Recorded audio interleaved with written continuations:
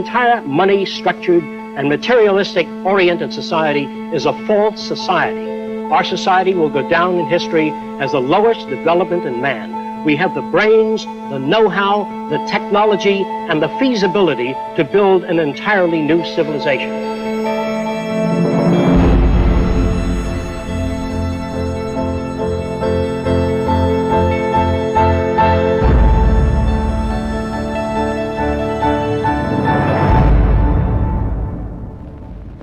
It was living through the 1929 Great Depression that helped shape my social conscience. During this time, I realized the Earth was still the same place. Manufacturing plants were still intact, and resources were still there, but people didn't have the money to buy the products. I felt the rules of the game we play by were obsolete and insufficient.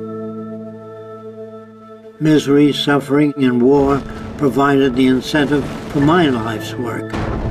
I was also motivated by the seeming incompetence of governments, the academic world, and the lack of solutions offered by scientists.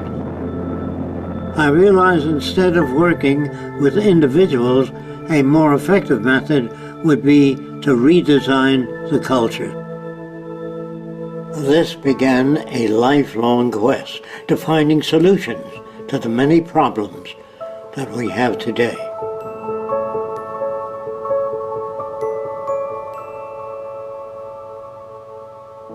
This presentation is a feasible plan for social change that works toward a peaceful and sustainable global civilization where human beings, technology, and nature coexist. It outlines an alternative to strive for, where human rights are not only paper proclamations, but a way of life.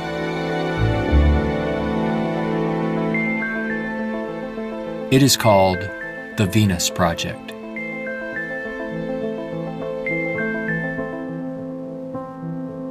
Its founder, Jacque Fresco, calls for a straightforward redesign of the culture in which war, poverty, hunger, debt, and unnecessary human suffering are viewed not only as avoidable, but totally unacceptable.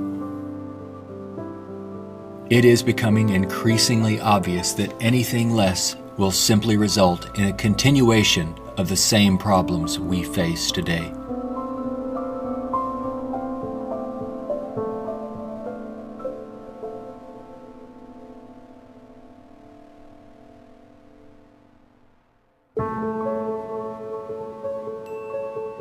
The Venus Project's Research Center, constructed by Fresco and Roxanne Meadows, is located in Venus, Florida. It addresses many of the root causes of our difficulties. But what are the real origins of our problems?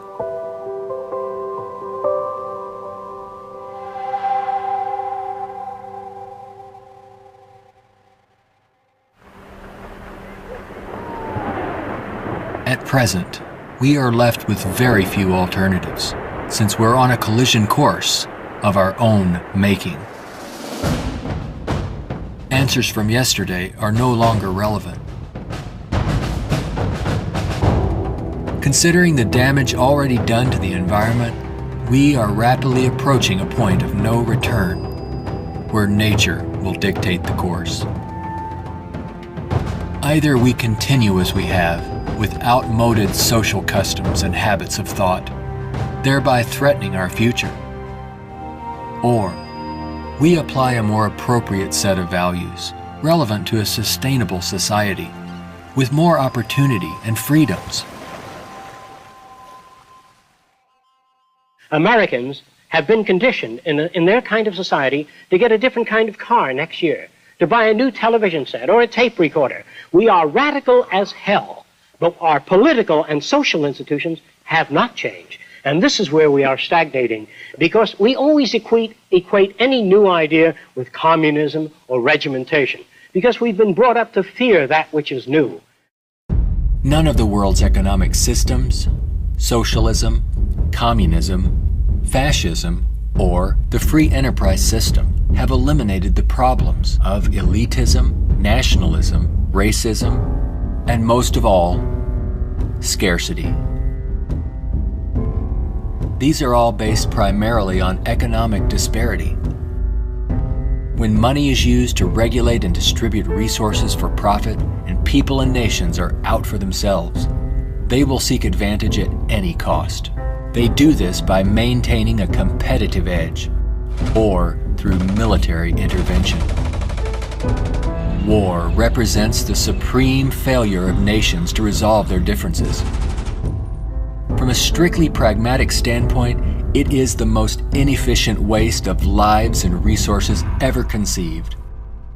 Most wars are for the control of resources and maintaining your position of differential advantage. They're not based on the dignity of man. They're not based on elevating human beings. It might elevate the human beings in the country that's the victor.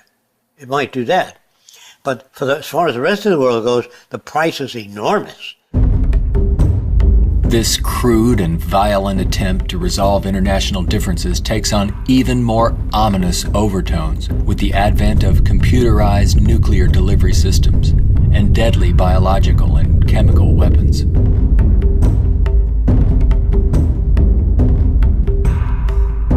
Yet it is a windfall money-making opportunity for those who profit by the military-industrial complex. If the profit were taken out of wars, do you really believe we would have them? If they draft you into the army to serve this country, you put up your life for this country, they should draft all the war industries. Every cannon maker, machine gun maker, automobiles, jeeps, warships, all drafted, so that on the same basis of pay as the army. Then it's real. But if you make millions selling warships, machine guns to the army, then it's corrupt. I would, if I had my way, if we had millions of men in the army, I'd send them to school to become problem solvers, how to get along with other nations. That's what we have to do, not kill. When soldiers are just killing machines, they're trained to kill. I would train them to be able to go to Mexico and bridge the difference, and go to the Arab world, see if they can bridge the difference. So bring them all together, all the nations. War is not the only form of violence imposed upon people. There is also hunger, poverty, homelessness, and unemployment. The acceptance of these conditions as expressive of human nature is a myth used to keep things as they are.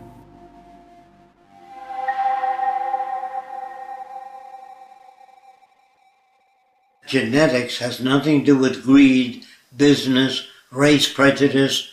All of the operant systems in any society are part of your education, the books you read, the role models you follow, and the people you admire. The genes have nothing to do except with the color of your eyes, the shape of your nose, perhaps inherited features. The genes do not control values. And even if you're born with a much better brain than another person, meaning better receptors, the quality of the tissue is better, I would say that if you have a better brain and you live in a fascist country, you become a fascist faster. The brain has no mechanism of discrimination. The brain can't tell you what is relevant or less relevant, except experience. We are not born with greed, envy, hatred, or bigotry. Our behavior and values are reflective of the culture we are exposed to. If you were raised by the headhunters of the Amazon, you'd be a headhunter. And if I said to you, doesn't it bother you to have 5 shrunken heads? You say, yes, my brother has 20. So, is he nuts? No, that's normal to his culture. social and environmental problems will remain insurmountable as long as few nations control most of the Earth's resources, and the bottom line is profit over the well-being of people.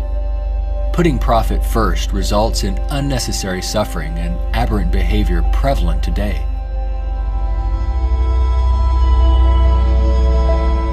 Many people feel that we need the rule of law to eliminate our problems.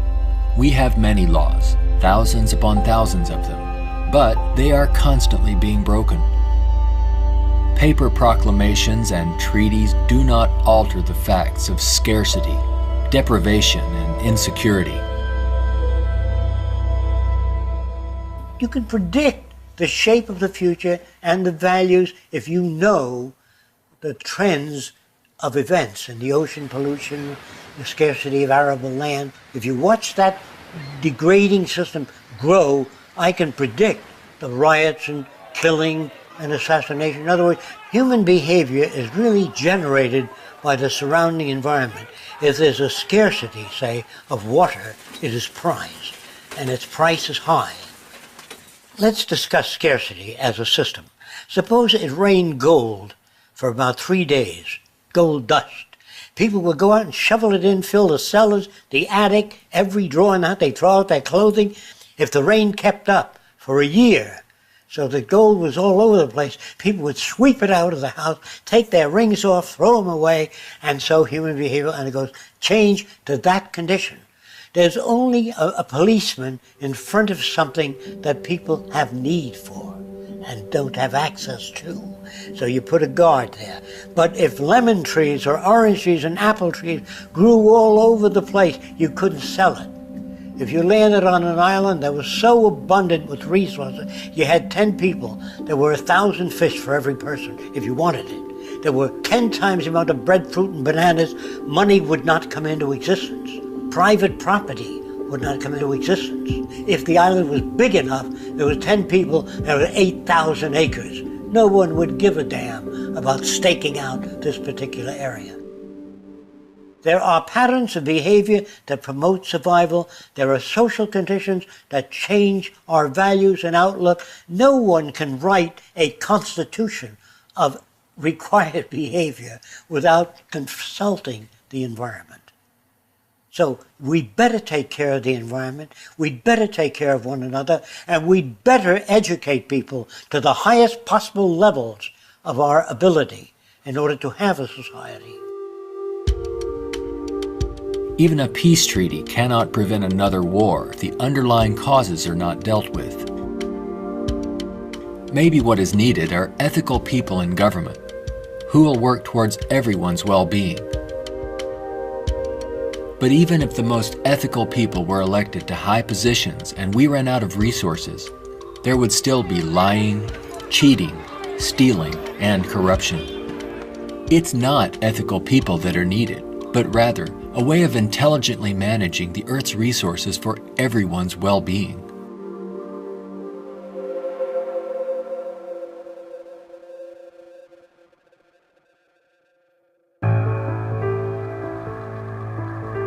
Let's examine our social arrangements further.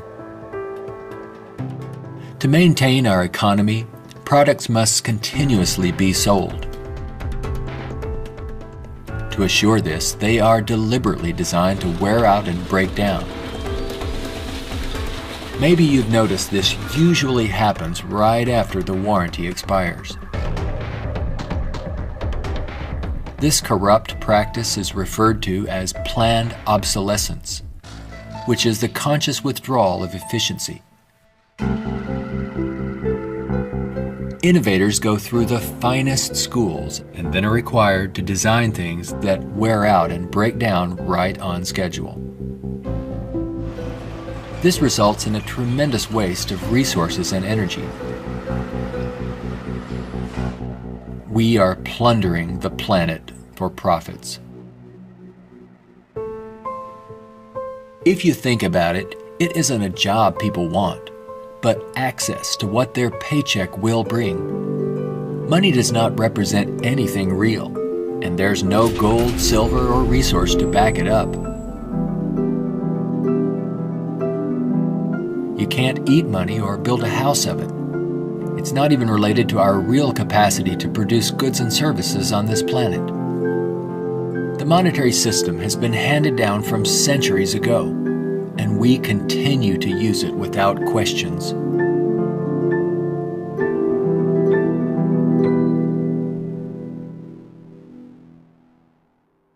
This system will keep installing more and more automation, cutting down on the purchasing power of the majority of people.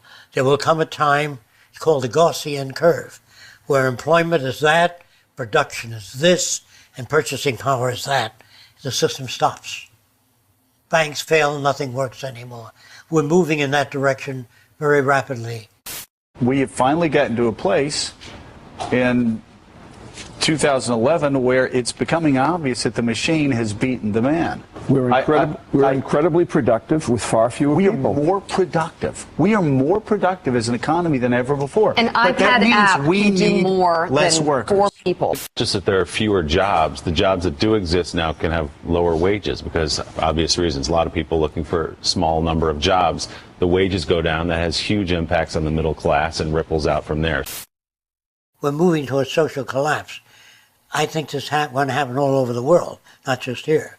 And it doesn't require the overthrow of the government. It just requires that you let it alone. It'll overthrow itself. If you control the media, you can calm people down. But if the majority keeps getting laid off, and they don't have purchasing power, the system collapses. It doesn't work anymore. They invade. It's already happening. This country is already insoluble. They're going to have difficulty with national security, paying pension people. They've spent far beyond what they already have. Now, all they can do now is create debt, borrow more and more money from banks. We also want to show you a rather grim sign of our times. It's not far from here in Midtown Manhattan. The national debt has grown too large for the national debt clock. It went up back in 1989 when the nation's debt was less than $3 trillion. The debt has been piling up so fast lately they had to drop the dollar sign to make room for an extra digit as the number turned over to more than $10 trillion now and counting every second. A whole new clock with 2 extra spaces will go up next year. The federal government is not allowed to print money. It's not allowed to lend money or get in the banking business. That is a privilege for bankers only. So what the government has to do if they want to build an air force, say, of 2,000 planes a month, they have to borrow money from a private lending institution, sign the dotted line, and if the war is lost or failed, the burden falls on the public to pay off that debt.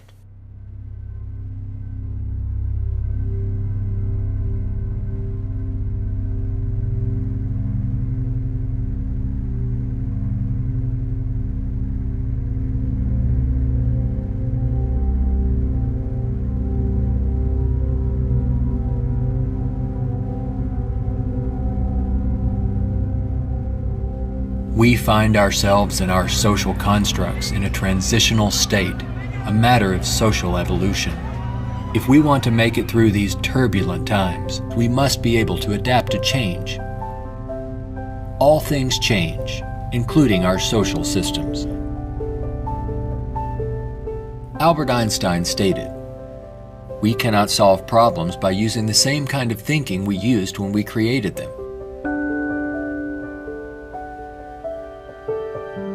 Earth is still abundant with resources. Our practice of rationing resources through monetary control is no longer relevant and is actually counterproductive to our very survival.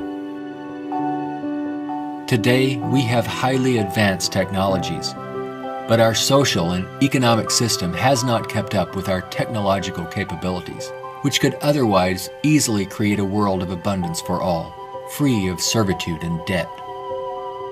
How can this be possible? There is not enough money to feed or house all people on this planet, let alone accomplish these more ambitious ends. But Earth has more than enough resources to meet the needs of all people, but only if managed intelligently.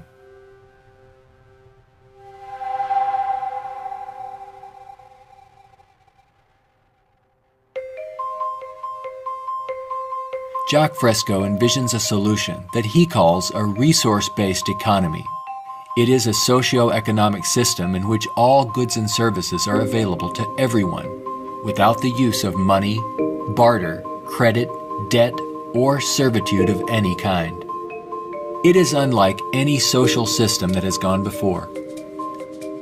Fresco arrived at this direction through 75 years of study and experimental research.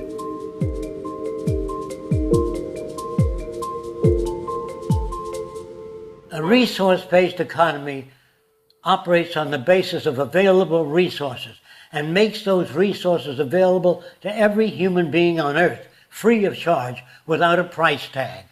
So we have today more than enough resources to build a far more advanced society. I'm not talking about limited handouts so that people just get by. I'm talking about a very advanced civilization. We have the resources, we have the technology, all we have to do is apply it. One of the main aspects of the Venus Project is to eliminate scarcity. This is where the technology comes into play. Because if we set up a resource-based economy and some things are scarce, it won't work. If you set up a resource-based economy in a society that has no resources, it won't work. So today with our technology, we can make things available. We can eliminate scarcity. We can create an abundance. As long as we can create that abundance, that will eliminate greed and selfishness and a lot of crime and a lot of aberrant behavior.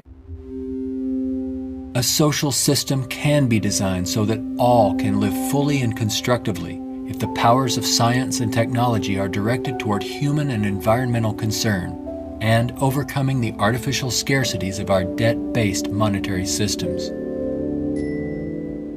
All people, regardless of political philosophy, social customs, or religious differences, ultimately depend upon the same resources: clean air and water, arable land, medical care, and a relevant education.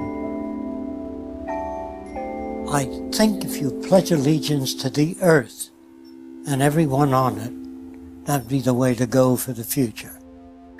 The human species is a single family, and the world is home to everyone. Neither nations nor people can coexist separately any longer. No more separate nations. So anyone can go anywhere. Before the states joined together, they used to stake out their territory. They used to fight. They had militias. They would fight. This is our territory. Oh no, you're intruding. When all the states joined together, the government worked out the lines of the states and they agreed, and that was the end of territorial disputes. If you want the end of war, you must declare the earth common heritage.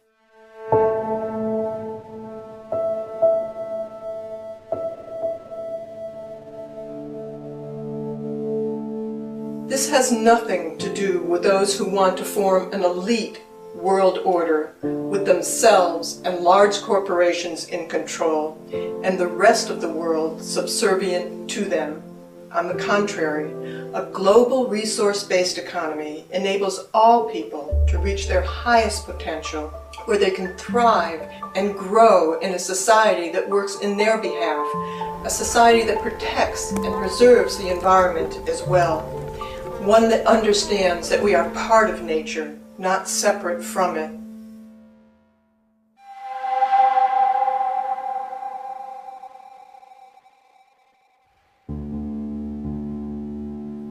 Some question what would happen to incentive if needs were met without our having to work to attain them. The question assumes humans have no desires beyond basic needs. If that were true, there would be no inventors, writers, or teachers. People work with passion on the things that interest and challenge them. Let's enable all people to have the opportunity to partake in the greatest challenge one can have: improving our world for everyone. Individuality will be emphasized rather than uniformity. This social arrangement will generate a new incentive system that values the protection of the environment and social concern, rather than the shallow, self-centered goals of wealth, property, and power. It does not call for uniformity. It absolutely calls for diversity. The more diverse people are, the more individuality. So we emphasize individuality, creativity, innovativeness. This is the essentials of the design. It is not a group of scientists telling people what to do, how to live, where to go, what to follow. Motivation and incentive exist when people have meaningful tasks. True growth and development occur when people are involved in creative, challenging, and constructive endeavors. However, motivation and incentive die in the daily grind of boring and repetitive jobs required to earn a paycheck. If you hand out things to people, if you fed them and clothed them and housed them free, they're not going to work in the morning because they don't need it. They got the housing, clothing, motion pictures, and entertainment. Well, why go to work? Work is painful, it's monotonous, it's boring. In the future, if people have access to all their needs, but they don't have any challenges, this is where it goes to pot. So people constantly are challenged by new things. In our schools, we challenge them with many things that are not solved and many unresolved problems. If you're well fed and well clothed, that doesn't stop your brain from working. That would mean that every millionaire does nothing and is turned off because he got all the means. That's not true. There are many millionaires that work 18 hours a day and don't have enough time. It has to do with your background and your education. The more you know about oceanography, astronomy, and all that, the more interest, the more alive you are. And if you're just given food, clothing, and shelter, now you can go to work. You don't have to worry about making a living, which your incentive would be boosted considerably. So I call that a new and innovative incentive system. It's not monetary oriented, it's problem solving oriented. And you get your kicks out of seeing the world become a better place.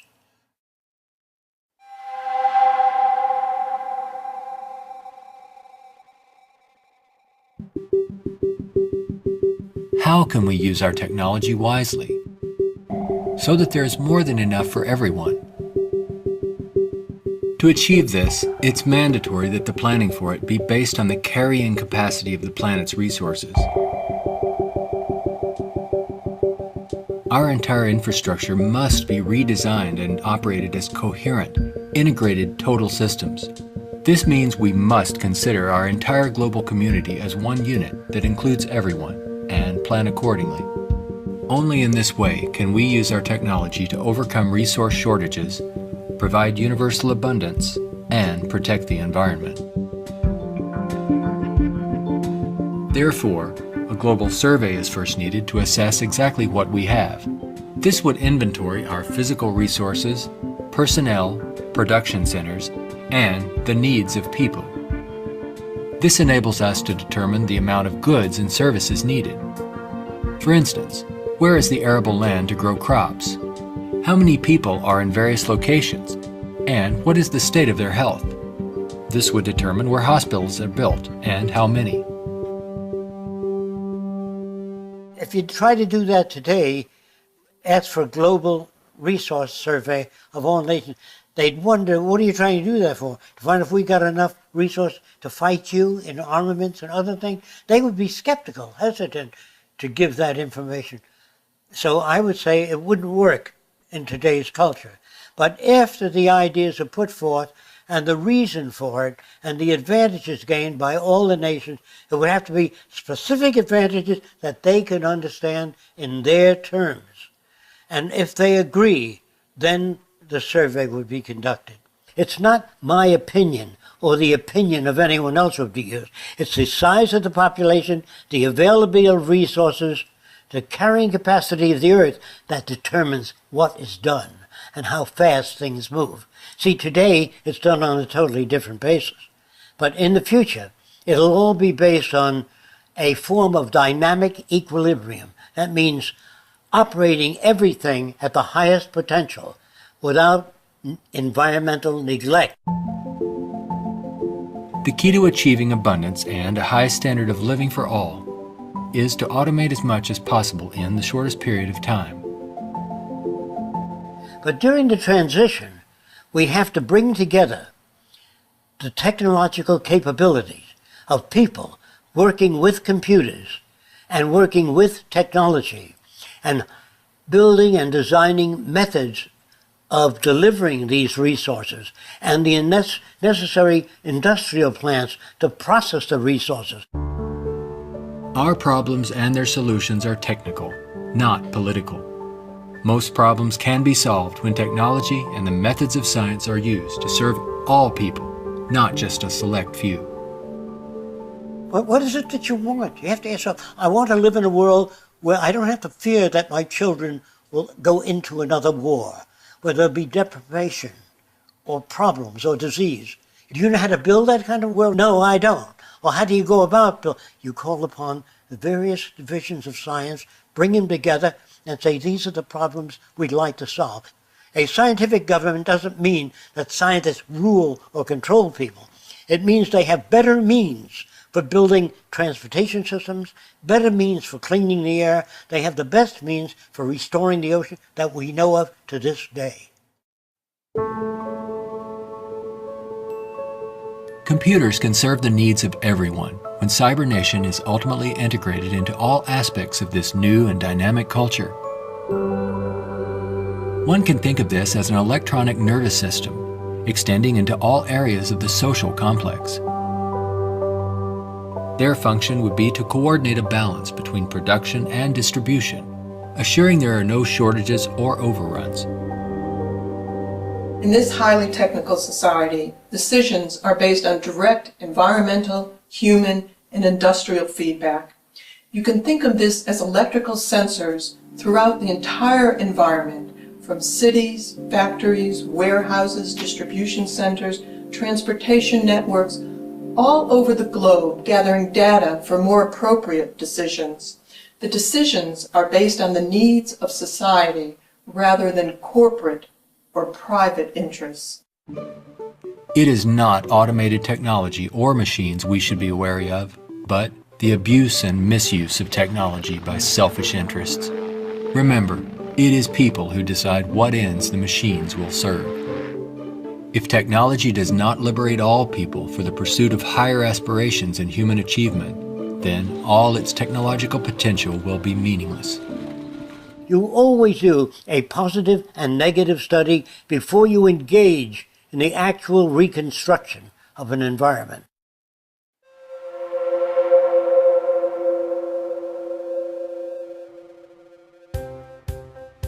It's all just talk unless there is a technical plan to organize and use resources to accomplish abundance. What follows are some of the many approaches the Venus Project provides for the entire social spectrum.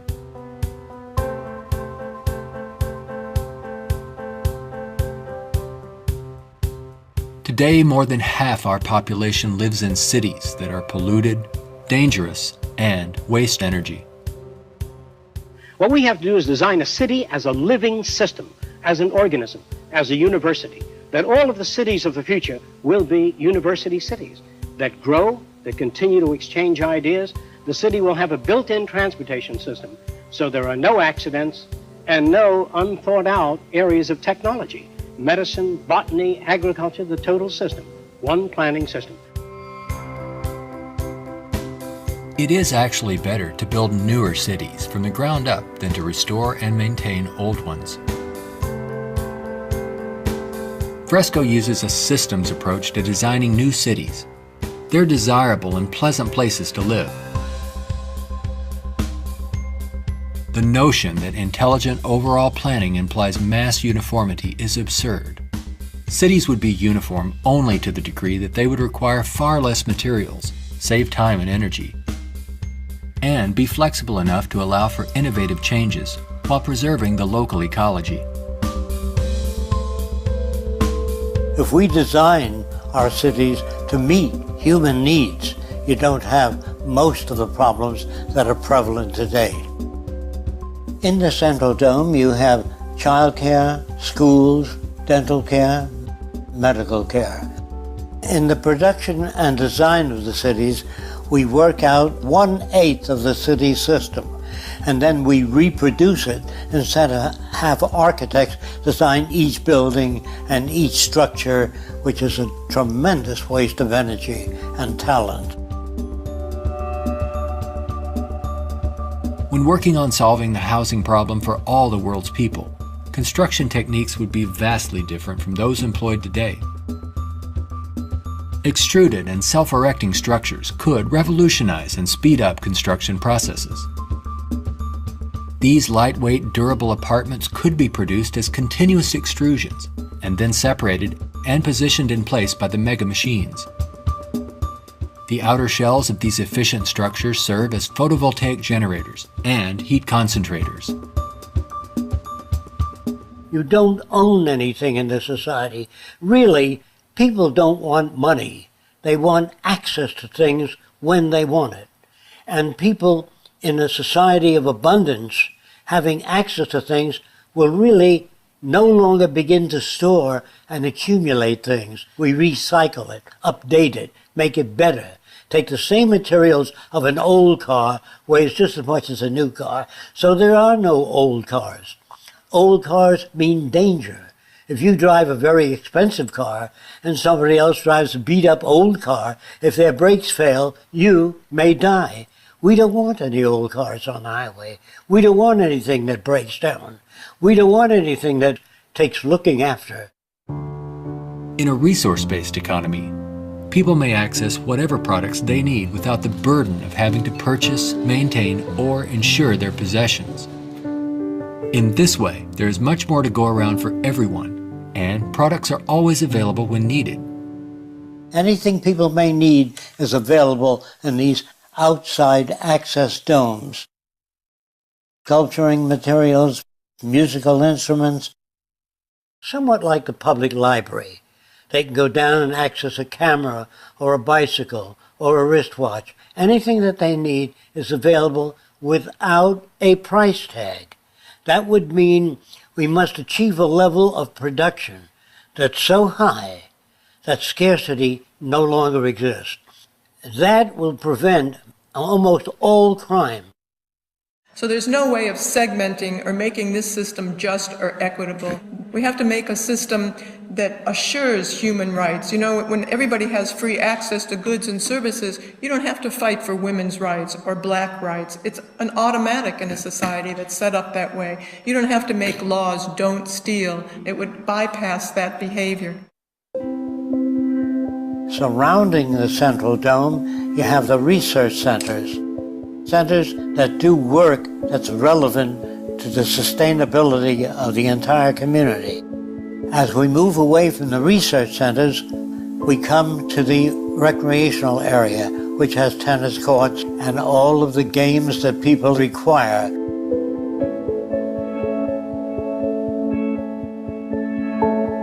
As we move away from that, we come to the residential district.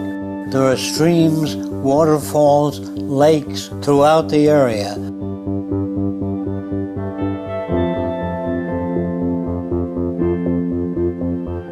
We could provide a wide range of unique homes and apartments that can be relatively maintenance-free, fireproof, and virtually impervious to adverse weather conditions.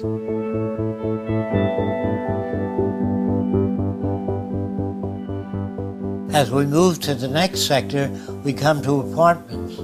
The reason some people want to live in apartments is because you have drama groups, you have gymnasiums, medical care, dental care, everything is built in to the central towers.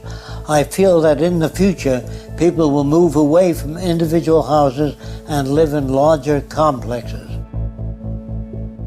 As we move outward, we come to the indoor agriculture or hydroponic farms. Then there's also outdoor agriculture. The city would use the best of clean technology in harmony with nature, such as wind, solar, geothermal, heat concentrators, piezoelectric, wave, temperature differentials, ocean thermal vents, and much more. A major development for generating energy in the future could be the construction of a land bridge or tunnel across the Bering Strait. These underwater structures convert a portion of the ocean currents through turbines to generate clean sources of power. By using these sources of energy, we could power the Earth on clean energy and enable all people to enjoy a very high standard of living for thousands of years to come. There's no need for the use of polluting hydrocarbons any longer. Pollution will be a thing of the past. All transportation will be integrated into a worldwide transportation system. Transportation within cities will be by transveyors. City-to-city travel will be by monorail.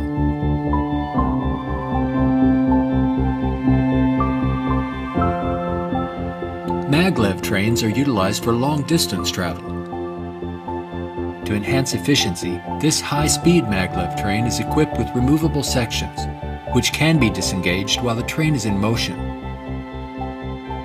Aircraft will display a wide range of configurations. These VTOL aircraft, or vertical takeoff and landing, are used to transport passengers and freight. The priority is safety rather than saving money or dealing with the lowest bidder. This modular freighter consists of detachable sections that can be rapidly loaded or unloaded. The number of sections varies depending on the amount of freight to be delivered. When all the sections are connected, they can be propelled as a single unit. Ships can be floating manufacturing plants that produce products while en route to their destinations. They can also serve as education centers, where children and adults travel worldwide, obtaining innovative education, not through vicarious study, but through experiencing and interacting with the real-world environment. A national transportation system would include a network of waterways, canals, and irrigation systems. They could serve to minimize the threat of floods and droughts while allowing for the migration of fish, provide natural fire breaks, emergency water sources, fish farms, and recreation areas. When we unleash science and technology directly into the social system without the restrictions of the marketplace, finances, or patents, we could achieve a very high standard of living within a very short period of time. This society would continuously improve, changing rapidly through new technologies, inventions, and ideas. It would be an emergent society rather than an established one like we have today. Imagine living in an extraordinary oceanic city, helping to restore the ocean environment while eliminating land-based population pressures.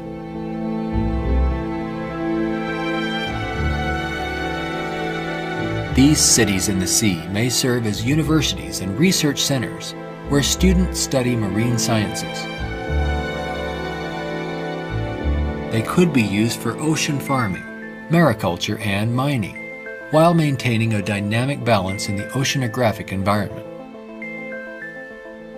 Self-sufficient cities in the sea vary in design depending on their location and function. This undersea observation station permits people to view marine life in its natural habitat. These mariculture and sea farming systems cultivate and raise fish along with other forms of marine life to help meet the nutritional needs of the world's people. These structures would permit the free flow of water throughout. Using technology in this way would make it possible for a global society to achieve social advancement and worldwide reconstruction in the shortest time possible. Utopia, if ever established, will die, will stagnate. Whereas what I'm talking about, an evolving culture or an emergent culture, I have no notions of a perfect society. I don't know what that means. I know we can do much better than what we've got. I'm no utopian. I'm not a humanist who would like to see everybody living in warmth and harmony. I know that if we don't live that way, we'll kill each other and destroy the earth. This new lifestyle, while providing leisure and recreation, would also enhance knowledge and creativity for everyone. The measure of success would be the fulfillment of one's personal interest rather than the acquisition of wealth and self-centered goals. A resource-based economy would not only change our environment to make it clean, efficient, and enjoyable, but it would introduce a new value system appropriate to the direction and aims of the new innovative approach. With education and resources made available, there would be no limit to the human potential. Everyone will have the freedom to pursue whatever constructive field of endeavor he or she chooses, without the economic limitations that we face today. We are now at a time when decisions must be made if we wish to evolve from our present culture of scarcity, waste, and environmental destruction to a sustainable society of ecological concern and abundance. A nation without a vision of what the future can be is bound to repeat past errors over and over again. If we say dishonestly that man is the highest form of evolution, which you get in the school, man destroys the oceans, the fish, the atmosphere, one another, and man flies over a city, presses a button, and burns everybody in the city with nuclear weapons. Is he the highest creation of nature? Not yet, in my opinion. We've got a long way to go. We could either develop paradise on earth or oblivion, wipe ourselves out. Only the future will tell. It's what you do to make the future. We can create a world where war and want are distant memories. When all of science and technology are used within a global resource-based economy for the protection of the environment and the well-being of all, only then will we understand what it means to be truly civilized.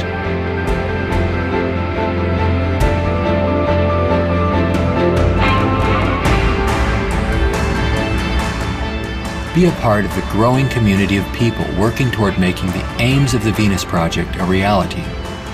Join us in our efforts to bring this vision of a positive future to a wider audience through the goal of a major motion picture. All of these things can be built with what we know today. It would take 10 years to change the surface of the earth, to rebuild the world into a second Garden of Eden. The choice lies with you. The stupidity of a nuclear arms race, the development of weapons, trying to solve your problems politically by electing this political party or that political party, that all politics is immersed in corruption. Let me say it again. Communism, socialism, fascism, the Democrats, the liberals, there are no Negro problems or Polish problems or Jewish problems or Greek problems or women's problems. They're human problems.